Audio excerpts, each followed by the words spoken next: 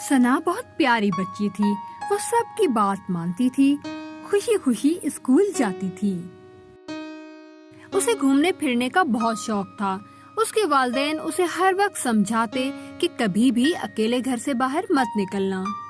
ایک دن اس کا باہر جانے کا دل چاہا، وہ گھر سے نکلی، راستہ بھولی تو ایک جنگل میں آ نکلی۔ اچانک اس نے ایک خوفناک ڈائنوسار دیکھا۔ وہ ڈر گئی، اس نے مدد کے لیے پکارا، بچاؤ بچاؤ۔ اس کا شور ایک شکاری نے سنا تو اس طرف آیا اور اس نے گولی چلائی۔ ڈائنوسار ڈر کر بھاگ گیا۔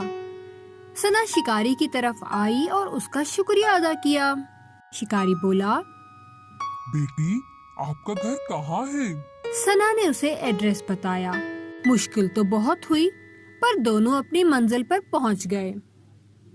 سنا نے وعدہ کیا کہ وہ آئندہ اپنے والدین کی ہر بات مانے گی۔ بچوں، ہمیں بھی بڑوں کا کہنا ماننا چاہیے اور اگر ضروری ہو تو اپنے والدین کو بتا کر گھر سے اکیلے نکلنا چاہیے اور زیادہ دور بھی نہیں جانا چاہیے۔